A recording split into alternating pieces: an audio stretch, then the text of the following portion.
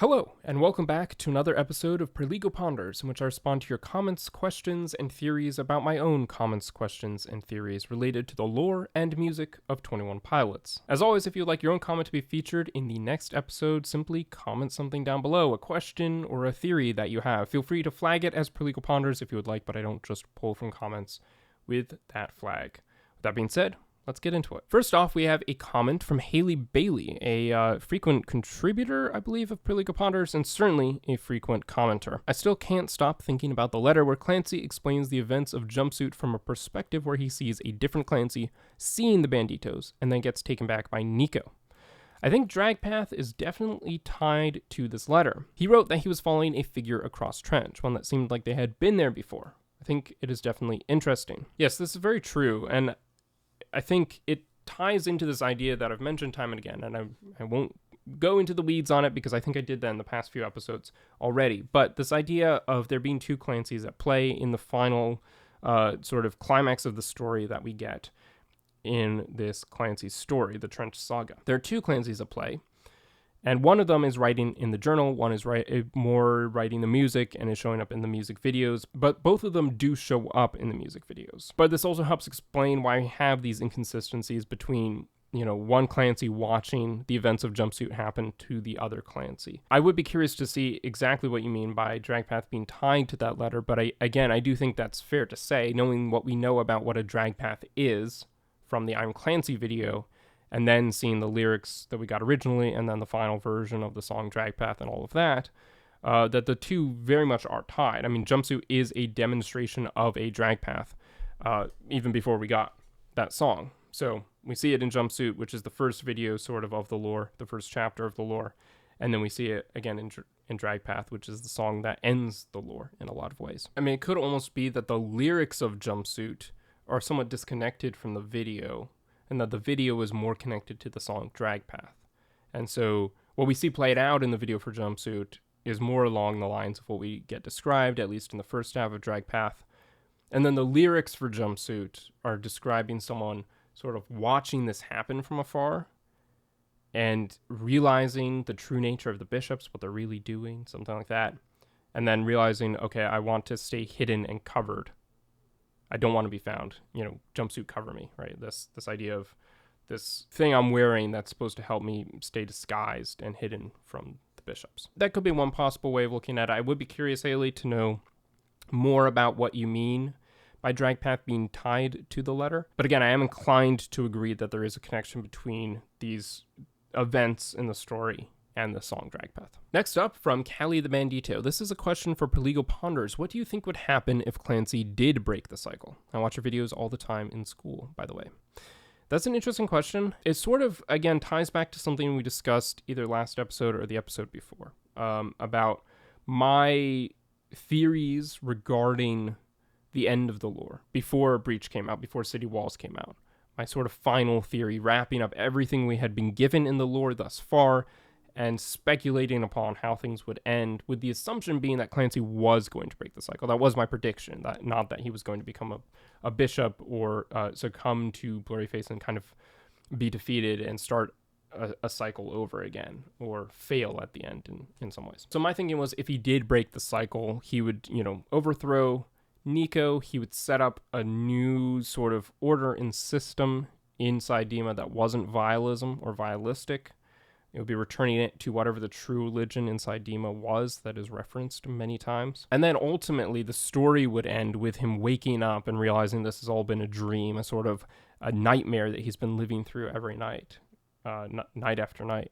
And he's finally able to break free and get some rest. And so from a visual perspective, I was imagining it tying into the images that we get in Routines of the Night of Josh waking him up at the end of that video where he's lying on the bed. And then also the image that we get on the cover, the album art for the self-titled album, of that figure lying on the bed, which is very reminiscent, or I suppose I should say Routines of the Night is very reminiscent of that artwork. So yeah, that's a bit of a short answer, but overall that is generally what I was thinking, that you break the cycle, destroy vialism. He wasn't going to burn dema to the ground or anything like that necessarily, but he was going to realize at the end it had all been a dream, and basically all of this was just a way for his subconscious to try to wrestle with these things that he was struggling with. Next up, we have a comment from Finks Envy, 1975, with a reference back to, I think, a timestamp from one of these previous episodes where we were talking about driving the car in the Heavy Dirty Soul music video.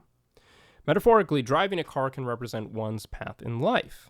If someone else is driving, that can represent someone else controlling one's path. The Heavy Dirty Soul video represents the recognition of this control. The looping and the car falling apart represents him recognizing his limiting beliefs, and escaping the car at the end represents shedding those beliefs.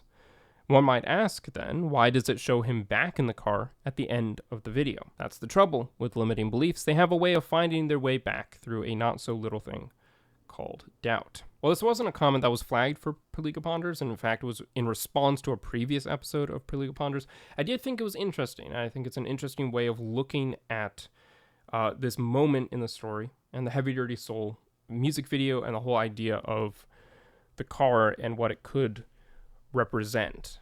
Certainly the imagery of the car is something that we were first introduced to in Heavy Dirty Soul, but then has reappeared time and again, and does seem like something that's a very significant focal point for Tyler in his own life as well, especially from something like the music video for Next Semester. So while there isn't necessarily a question here, this was more something I wanted to highlight as a very interesting theory or way of looking at all of this. And I do think it makes a lot of sense, and that's why we see, for instance, a bishop, this cloaked figure driving the car throughout the beginning of the music video, and then that disappears as he starts to destroy the car. And through the help of the torchbearer, that figure in the road is able to destroy the car, not just enough that he could escape the car, but ultimately destroy the car, incinerate the entire car.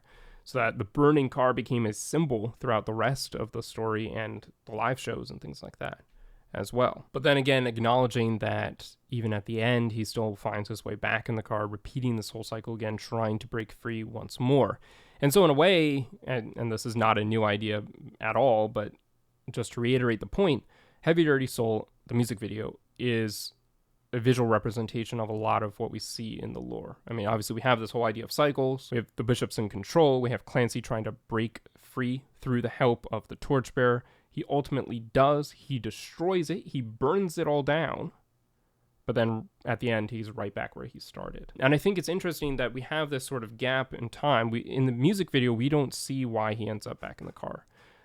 We see the moment where the car's burning, the song ends, there's sparks flying through the air, there's smoke filling the sky, and that kind of fades to black, and it opens the next morning where he's in the car again. One possible way of filling in that gap is through the City Walls music video, when we have that flashback to Heavy Dirty Soul. And there it sort of shows us Nico appearing through the flames after he blows up the car and hunting Tyler down after he thought he had destroyed everything and had won. And that's also something that we can see paralleled in the Paladin Straight music video, right? At the end, he breaks into the tower. He uses the power of psychokinesis, these antlers, to take down all the bishops, but it turns out there was one who wasn't actually there. He bursts through the door in a very similar motion to the way he burst through the fire in City Walls and, attacks Clancy right away. And ultimately defeats him, essentially, right? He stabs him and turns him into the next bishop. So he has to start the cycle all over again. Next, we have a comment from EJ Bond 007. Do you think that there might have been more than one torchbearer? And that instead of what we see today, where torchbearer doesn't take the cloak, the others did. And just like Clancy, torchbearer also grew in strength. Yeah, this is certainly an idea which I have seen floating around quite a bit recently. This idea that the torchbearer might have also been going through his own cycle, just like Clancy was. I'm inclined to disagree, though. I don't think that makes a lot of sense. I don't think we see much evidence for that being the case, and the main problem that I have with it is that it seems to contradict some of what we know about the very nature of the torchbearer and who he is and how he operates. The torchbearer is supposed to be this constant guiding light for Clancy as he goes through these cycles. And not just that, not just the importance of the symbolism of who the torchbearer is, and having the torchbearer succumb to becoming a bishop and going through his own cycles sort of starts to break away and chip away at that idea of who the torchbearer is as a symbol. It also seems to be contradicted by the Torchbearer himself in the I'm Torchbearer video, where he's talking about Clancy's cycle from a third-person perspective. He is trapped. He's been going through the cycle, but he's growing stronger. I want this one to succeed. I want to believe this is the last time for him to try. Talking, well, not necessarily explicitly, very much implicitly, as if he has been watching this happen from a sort of fixed perspective, watching someone else go through a cycle again and again, while not going through the cycle himself. And even at the end, we have this idea, right? The Torchbearer reiterating this idea that he didn't seem surprised he didn't take the cloak and that he managed to not succumb to that temptation. He's not tempted by that. That's not who the Torchbearer is. That's not sort of his path through this story, is resisting that. His path is to guide Clancy so that Clancy might resist that. And so at the end, we see him talking to the Bandito saying, we will try again always, which implies not just from now on we will always try again, but that we have always been trying again, or that at least the Torchbearer has always been trying again, trying to help this Clancy through the cycle, so that ultimately one day he will break free. So in short, no, I don't think there have been more than one Torchbearer.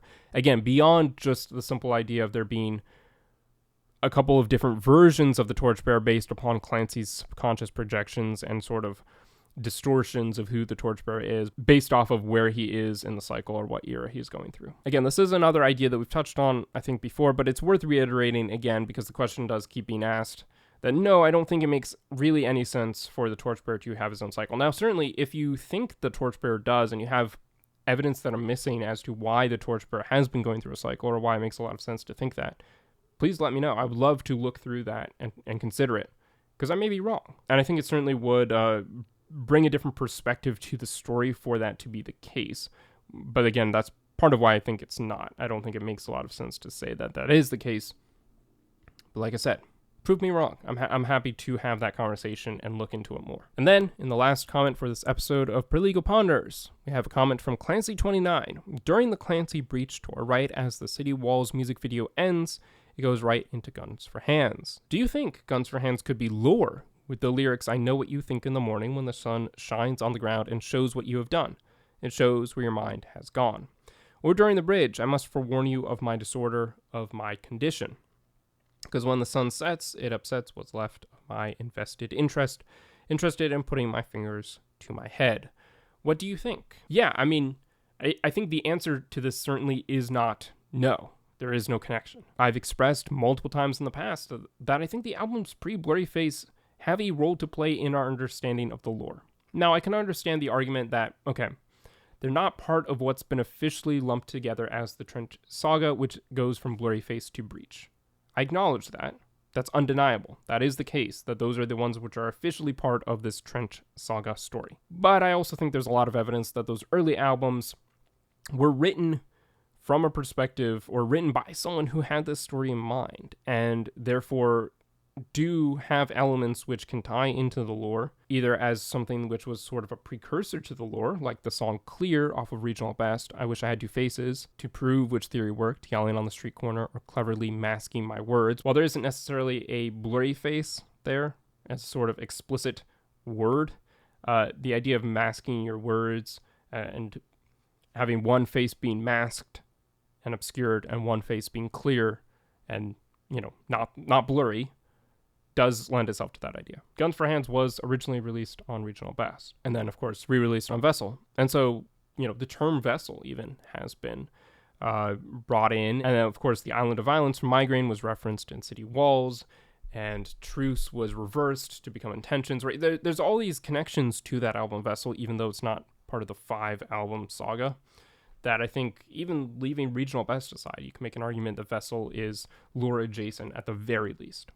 But I do think those first 3 albums all are lore adjacent in their own ways. So yes, in short, could Guns for Hands have a connection to the lore? Absolutely. And does it make sense what you're saying here? Yeah, of course. Yeah, I mean, there are direct parallels there between what we see at the end of City Walls and what is shown and what is described in Guns for Hands. And I think it's undeniable that that was an intentional choice to put Guns for Hands after City Walls, especially knowing that these lyrics were there. While it wouldn't be fair to say that Tyler necessarily is going to correctly assume all the different theories and connections people are going to try to draw between the way he organizes a set list, given that there are some wild and outlandish theories between some of the placements of songs on set lists that I find to be, lacking a lot of real evidence. I also think it's fair to acknowledge that he's probably aware of the fact that people would be more closely considering the songs get placed around something like city walls, and especially when there are lyrics in the song which follows city walls that describe what happens at the end of city walls. So while I'm not saying it necessarily has a lore connection, then we know that with definitive proof because of this connection, or this placement in the set list. I do also think it's fair to say there could be, and at the very least, Guns for Hands is an interesting song to look at in light of the ending of the story. With that being said, thank you for watching. As always, if you'd like your own comment to be featured in the next episode, just leave a comment, ask a question, or propose a theory. Feel free to flag it as Perligo Ponders if you'd like, but I don't just pull comments with that flag. And of course, don't forget to subscribe. I will see you in the next episode.